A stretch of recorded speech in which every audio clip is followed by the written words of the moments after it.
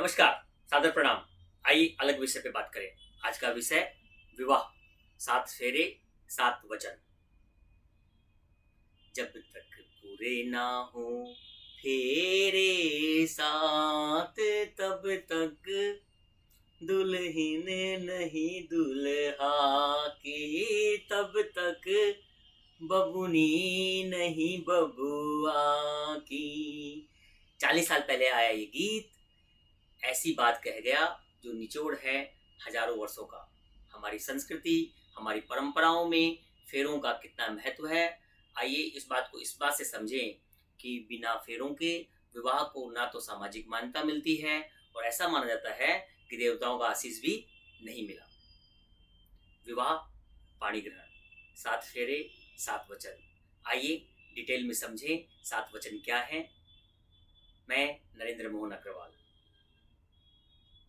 विवाह, वी और वाह संस्कृत के 2 शब्दों से मिलकर बना। और पाणी ग्रहण, पाणी ग्रहण, पाणी माने हाथ, ग्रहण माने ग्रहण, एक दूसरे के हाथ ग्रहण करने को पाणी ग्रहण करना कहते हैं। जीवन भर साथ रहने के संकल्प को विवाह कहते हैं। विवाह में 7 फेरे और 7 वचन। सनातन धर्म व्यवस्था में 16 तरह के संस्कार हैं, जिनमें 15वां संस्कार पाणी ग्रहण संस्कार या विवाह संस्कार कहलाता है। इस विवाह संस्कार में जो 7 वचन हैं वो बहुत ही काम के हैं।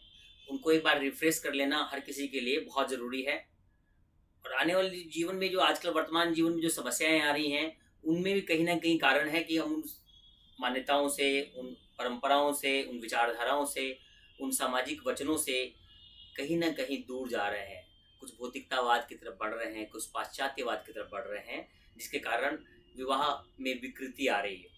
आइए उसको रिफ्रेश करें। हमारे 7 फेरों के 7 वचन। पहला वचन में कन्या वर से कहती है कि आप तीर्थ यात्रा करें, धार्मिक आयोजन करें, व्रत करें, उपवास करें, यज्ञ करें, उसमें आप मुझे साथ में रखेंगे। सहभागिनी के रूप में आप हमेशा मेरे से अलग होकर के मुझे बिना साथ लिए कोई भी तरह का इस तरह का आयोजन नहीं करेंगे। सही तो है, इसमें गलत क्या है?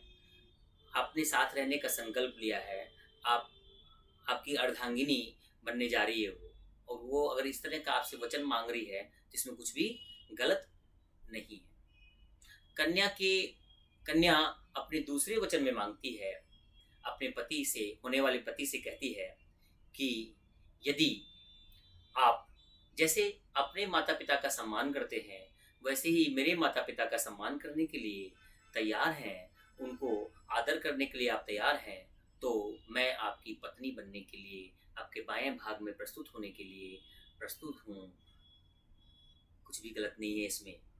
कन्या के माता पिता हों या वर के माता पिता, माता पिता तो माता पिता हैं, उनका सम्मान करना, उनके सम्मान की मांग करना कहीं से भी अनुचित नहीं है। तीसरे वचन में कन्या वर से कहती है, उम्र का सूरज जैसे चढ़ता है वैसे ही ढलता भी है। वृद्धावस्था, प्रौढ़ावस्था, युवावस्था, प्रौढ़ावस्था, वृद्धावस्था।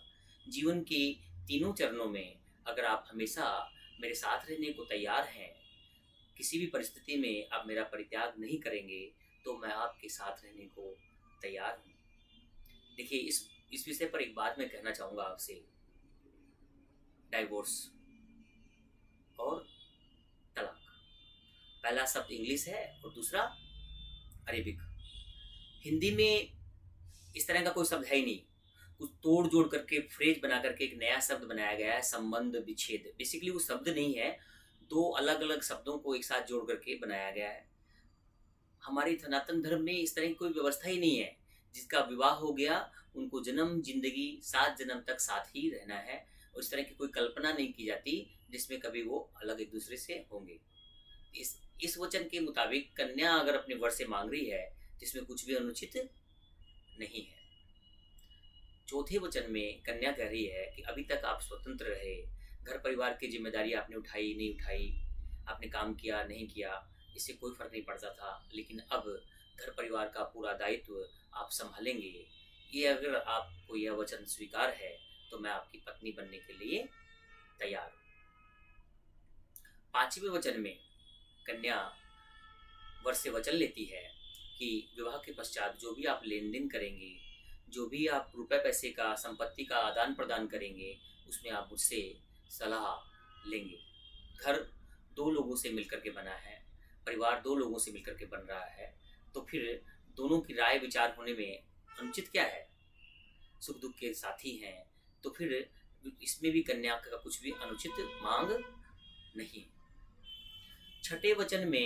छठा वचन बेसिकली दो भाग में, जिसमें द्वितीय भाग में जहाँ कन्या वर से वचन लेती है कि आप जुआ या ऐसी कोई एक्टिविटी जिसमें आर्थिक सामाजिक हानि होने की संभावना है, भविष्य में वैसा कोई भी काम नहीं करेंगे। और प्रथम भाग में कन्या कहती है कि आप मेरे स्वाभिमान की रक्षा करेंगे। कभी भी जैसे मैं अपनी सहेलियों के साथ या मित्रों के साथ, परिवार के लोगों के साथ बैठी उठी हूँ, उस समय आप मुझसे अनुचित भाषा में, असभ्य भाषा में कुछ भी नहीं कहेंगे, कोई मेरा अपमान नहीं करेंगे। देखिए, आत्मसम्मान मांगना, स्वाभिमान की रक्षा करना, स्वाभिमान की मांग करना, इसमें भी कुछ भी गलत नहीं है। 7वें और आखिरी वचन में कन्या कहती है कि आप अन्य सभी स्त्रियों को माता के समान अगर समझें और हम लोगों के बीच में, हम लोगों के प्यार और प्रेम के बीच में तीसरा कभी कोई ना आए, तो मैं आपकी पत्नी बनने के लिए स्वीकार है, मुझे आपकी पत्नी बनना स्वीकार है। लहू और इश्क दोनों का रंग फीका हो नहीं सकता, मैं उसका हो चुका हूँ, अब किसी और का हो नहीं सकता। ये विवाह के 7 वचन, जिनकी नींव प्रेम, लगन, विश्वास और समर्पण पर रखी गई है। आइए इन वचनों को आत्मसात करें, इनका चिंतन करें और अपने जीवन में जीवन की गंगा को आगे बढ़ाएं, निर्मलता के साथ, यश के साथ, और कालांतर में आदि काल तक, जन्म जन्मांतर कर सुख का उपभोग करें। धैर्य से सुनने के लिए, ध्यान से सुनने के लिए आप सभी का बहुत बहुत धन्यवाद। मैं हूँ आपका चहेता नरेंद्र मोहन अग्रवाल।